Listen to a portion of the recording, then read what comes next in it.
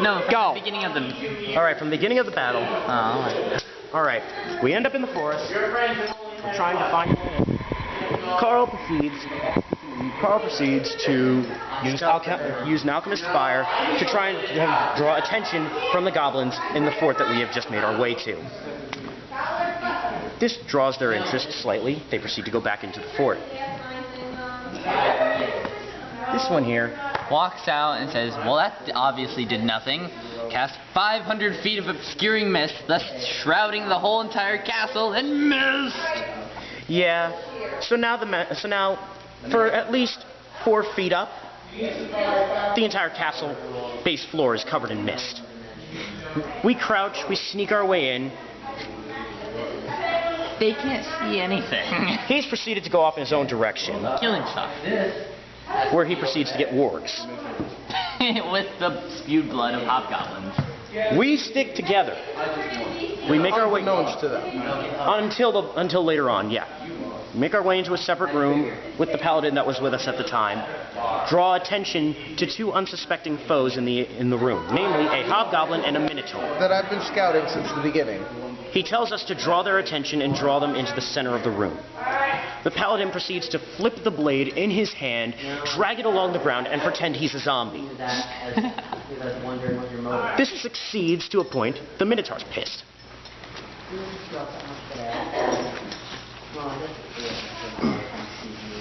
Then the We're packing Minotaur up. puts on his jacket. Can you help me a little bit to clean up? Yep. Yeah, sure. This shall be part 1. The video that you That's stopped the him. Minotaur being very pissed You off. stopped at The paladin dragon. Yeah. You can't rewind on this. Then we stopped roughly around the paladin dragging the thing on the floor, so just reiterate. Yeah, that was where you ended. All right. Cut. And the Minotaur getting pissed off. Ready. Again. Okay. Now then, ready? Yes. Now then, our paladin decides to drag his sword along the ground and act like a zombie. This succeeds to an extent. The hobgoblin in the room is terrified, and the minotaur in the room is pissed. Then proceeds to charge. Our paladin proceeds to hit for 13 damage. With a surprise of, oh hey, guess what? I'm not an undead. Whack! In which I invoke my surprise attack, Spice. Yes. After the Minotaur stumbles back, realizes that this is an actual enemy, and charges in again, our friend Shadow Wolf here completes his surprise attack and decapitates the Minotaur. In one fell swoop. In one fell swoop. The room is still covered with fog. I proceed to go in to take out the hobgoblin. Note, if there were any enemies, wait, Shadow Wolf would have wait. killed them. He had a cleave Brian. attack. I proceed to go in. I switch to my scimitar, run in, slash, boom, boom. I say a prayer to my god, throw the damn hobgoblin off of my scimitar. My hood has fallen over my face, my pupils are gone.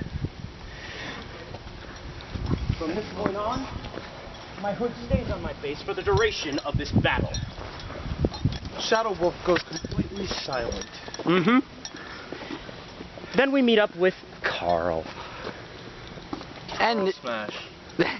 Meanwhile, I'm still doing my own thing. Carl proceeded to climb the side of the fort and enter the leader's lair. He decides, screw it, I'm not dealing with this, and puts a nice little present above the door and leaves. Leader opens the door. A flask of alchemist's fire drops and explodes. The leader is now pissed, putting out patches of fire on his body and storming down the stairs where Carl is waiting for him. by the way, the leader is known as a bugbear. Basically, a very large humanoid-esque goblinoid. Thank you very much. Continue. Yes. The bugbear proceeds to cast lightning on Carl. Deals a fair bit of damage. Now Carl's pissed. And he proceeds to jab his palm through the bugbear's nose. Ow. Leaving it teary-eyed and making it much harder for it to actually see. it now also breaks through a door, leading into the room that we're in. Shadow Wolf is gone. He's decided... Bye. Shadow Wolf is gone. He's decided he's going to take a flight. Not yet.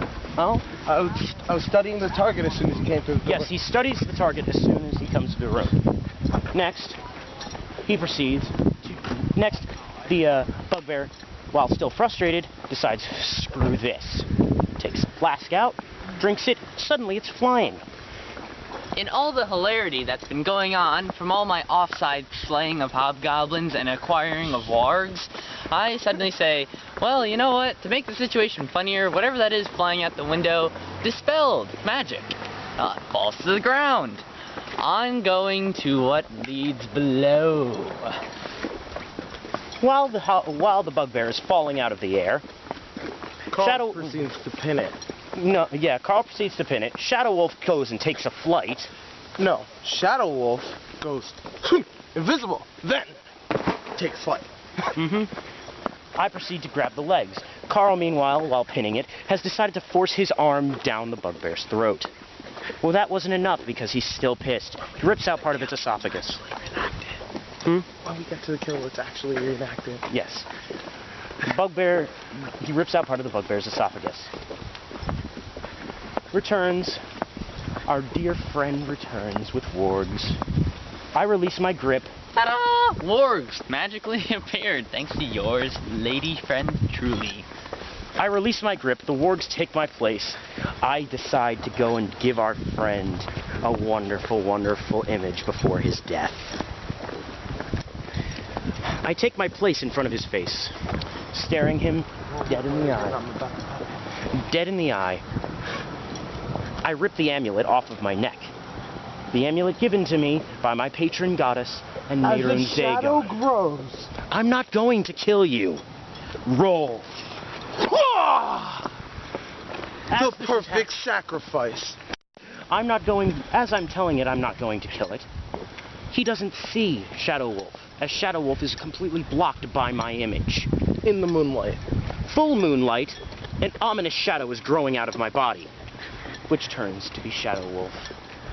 How ironic. From waist up, the bugbear's body is completely destroyed. And the katana is now stuck in the ground. Permanently.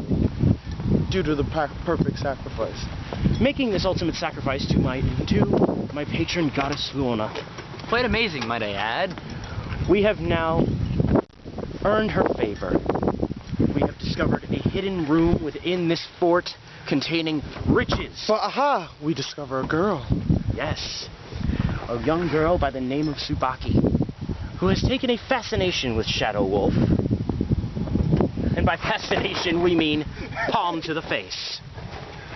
Didn't realize that was a form of affection. Me, being the thundercunt that I am in the game, choosing to ignore most of the other female in the room, go, greedy ass, gold time, shing, gold, gold, Hey, gold. this one for me, Sid. Well, just throw it over. Yeah. With this in hand, we proceed to take a look at the fortunes that we have discovered by finding wonderful, researchful gauntlets. Enamored with his new love. A pair of gauntlets perfect for sacrifices to my goddess.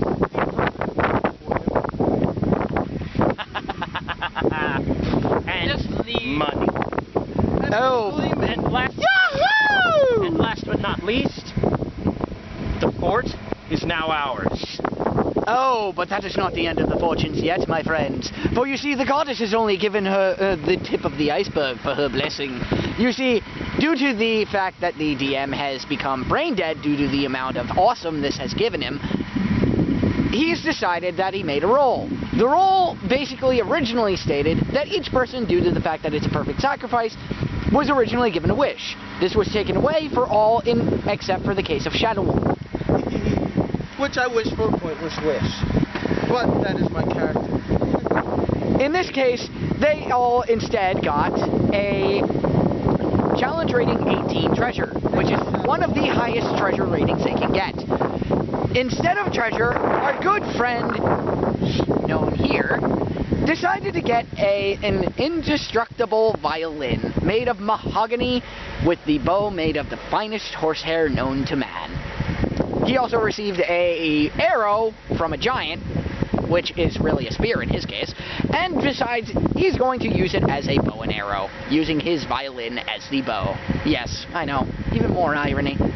But in any case, it is cold, we are tired, and we must rejoice on the victories that we have claimed. Next week, we shall find the rest of our treasures, and we shall continue our adventure to destroy the Red Hand. This is our good friend,